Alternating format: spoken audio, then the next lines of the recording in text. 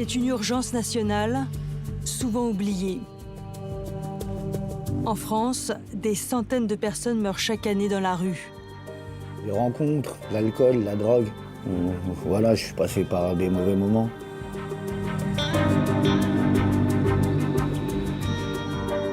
Je pensais m'en sortir tout de suite. Je pensais pas que ça aurait été aussi dur. Des femmes, des hommes, mais aussi des enfants qui vivent en marge de la société. À la rue, ils développent des craintes, des peurs, des limites qui font qu'ils perdent confiance en eux et dans les autres. Les associations tirent la sonnette d'alarme et appellent à la solidarité.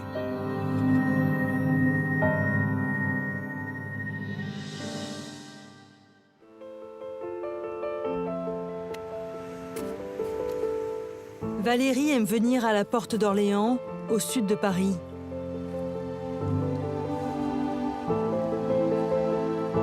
Ici, elle connaît toutes les rues, les cafés, les jardins. Elle les arpente inlassablement. Je lis et je regarde la nature, j'écoute les oiseaux et je regarde les enfants jouer. Et les entendre rire, c'est là où je reprends ma source. Voilà. C'est ma liberté à moi, les parcs.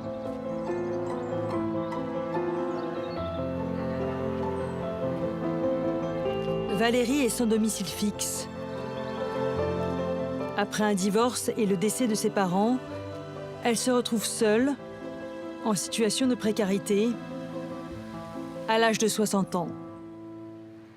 Après le Covid, on a racheté notre société, moi-même aussi, hein, mais j'ai donné ma niaque. Et au bout d'un moment, on est fatigué. On est fatigué, donc j'ai eu un arrêt de travail, 2 arrêts de travail.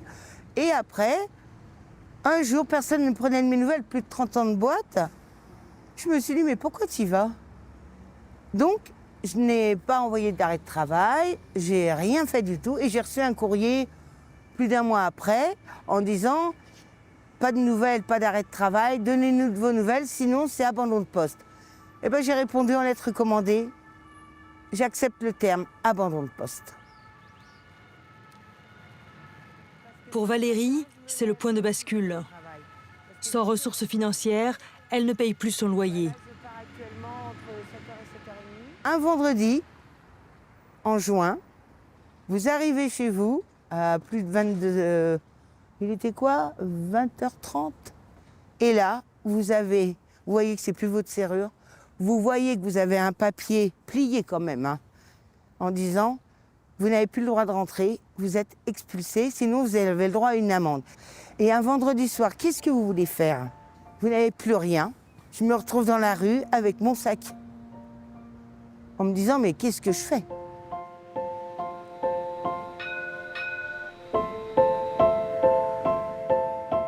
En France, le nombre de SDF a doublé en 10 ans.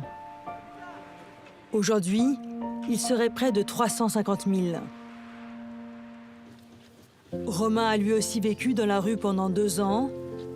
À la suite d'une séparation, il a perdu son logement, puis son travail, pour finir dans une tente avec sa chienne Marley. Quand on dort dans une tente, il y a la nuit, quand on dort, il peut y avoir des gens qui se promènent. Et elle me prévenait si elle grognait, s'il y avait des gens qui rôdaient autour de ma tente. Voilà, puis c'est une compagnie, c'est une présence. Et puis j'étais sûr avec elle qu'il pouvait rien m'arriver. Problème, les structures d'accueil ont longtemps refusé d'accueillir les chiens des sans-abri jusqu'aux Jeux de Paris 2024. Il y a une association qui est venue me voir qui s'appelle Les Enfants du Canal, qui venait me voir à la tente. Et quand il y a eu les Jeux Olympiques, comme ils ne voulaient plus de SDF dehors, ils ont trouvé une solution avec mon chien, parce que de toute façon, il était hors de question que je me débarrasse du chien. Et donc, ils ont secoué toutes les portes pour que j'arrive ici. Ce foyer, c'est la Mie de Pin, une association de quartier qui accueille tous les jours près de 1500 personnes dans ses différentes structures. Ici, à la Mie de Pin, nous attachons beaucoup d'importance à accueillir chaque personne comme une personne unique. Nous avons beaucoup de personnes qui ont plus de 40, 50 ans, qui ont des longs parcours de rue. Ça peut être quelques années, mais quelquefois c'est en dizaines d'années. Des personnes qui restent à la rue aussi longtemps, ce sont des personnes qui s'éloignent des codes de la société habituelle. Donc il y a ce travail à faire avec eux, de les rejoindre là où ils sont et de les amener à revivre en collectivité avec les règles du bien vivre ensemble. L'association est financée à 70% par les pouvoirs publics, mais elle compte aussi sur les mécènes et les donateurs. C'est quoi un petit truc? La Mie de Pin, chaque année, collecte 5 millions de dons. C'est extrêmement important parce que dans la différence que l'on va pouvoir faire, par exemple, de pouvoir avoir un infirmier qui va accompagner les personnes qui ont des maladies chroniques, eh bien ça, c'est payé exclusivement par les dons. Le fait que dans chaque structure, il y a une permanence d'un psychologue qui va pouvoir accompagner. Le renforcement du nombre de personnes présentes autour des sans-abri. Ce sont les dons. J'ai un peu mal aux dents. Un peu mal aux dents. Et est-ce que tu as vu avec Katia pour un rendez-vous chez le dentiste? Oui, ça y est, j'ai pris rendez-vous sur Doctolib, mais c'est la semaine prochaine. Selon un rapport récent, les SDF ont une espérance de vie de 30 ans inférieure à la population générale. Encore un an à la rue, je pense que j'aurais lâché l'affaire. J'aurais sombré. On les rencontre, l'alcool, la drogue. Voilà, je suis passé par des mauvais moments et ça aurait pu être pire. Et je pense que si j'aurais pas là, ici, et mes enfants, je pense que, peut-être mort ou alors pas loin, quoi. Mais en fait, je me suis senti bien tout de suite. Le repos. Ah bah le premier, 23h25, ça va. Voilà, moi je prends celui-là d'1h du matin.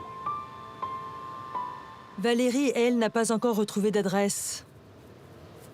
Des mois qu'elle tente de s'en sortir, sans faire la manche ni appeler au secours. On se retrouve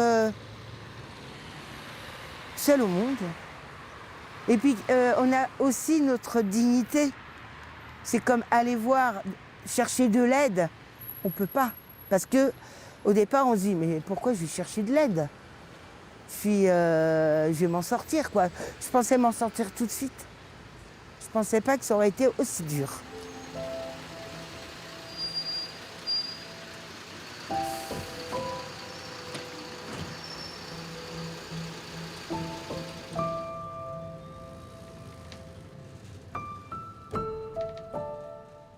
Le but, c'est le voyage.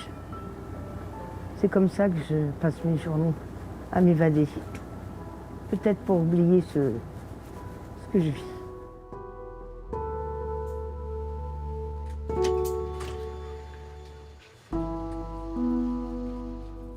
Ce jour-là, Valérie rejoint l'Arche d'Avenir, un accueil de jour pour hommes et femmes, où elle a ses habitudes.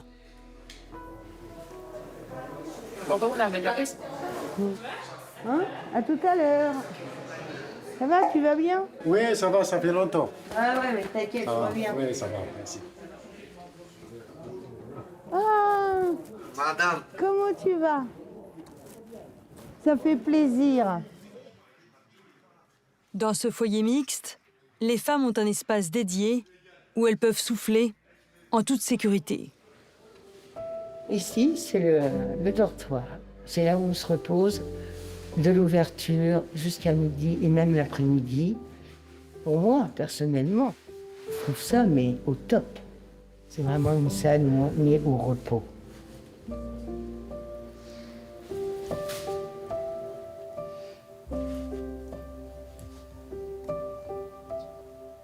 Ça, c'est les cadeaux d'anniversaire pour ma fille, pour demain. Et en fait, je m'apprête à les emballer, justement. J'ai acheté le papier cadeau et tout à l'heure, je vais les emballer. Le gros cadeau, c'est pour elle. Et le petit cadeau, c'est pour la grande, parce qu'il y a toujours un cadeau pour la deuxième. Et il y a même le cadeau pour Marley aussi.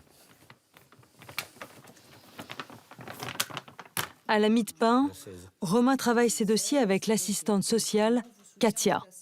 Vous savez ce que vous voulez de toute Ouais, manière. je veux qu'on m'ouvre plus de droits pour les filles. Voilà. Et je veux qu'elles demandent qu'on m'accorde des demi-journées au moins.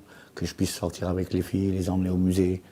Peut-être même qu'on m'accorde d'aller les chercher à l'école ou quoi. Ça, c'est bon. On le sait, tout le monde le sait. c'est les Objectif poubelles, pour c'est Romain les- désormais, la réinsertion. Bah, écoutez, nous, on vous soutient en tout cas. Ça, Maintenant, j'ai repris du travail, donc la vie à la plateforme, je rentre pour dormir, je me lève le matin pour aller au travail. En fait, c'est presque un retour à la vie réelle. Voilà, Romain. Merci Bon. Katia, bonne Allez, journée. Bon courage. Merci à vous. Bon courage.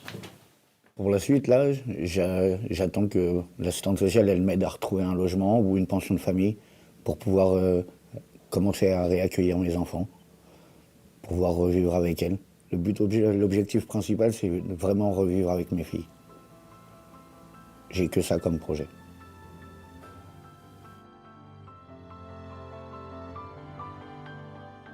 En fin d'après-midi, il est l'heure de quitter le foyer pour Valérie et tous ses compagnons de l'Arche. Je suis comme eux, je suis dans la rue. Ils savent ce que je vis. Et c'est ça l'important. C'est qu'on n'a pas les mêmes mots, on a les mêmes besoins. Un lien social. On n'est pas invisible. Il faut rester positif. Il y a toujours un rayon de soleil dans la journée. Voilà, c'est tout ce que j'ai à vous dire et tenez bon, on va y arriver.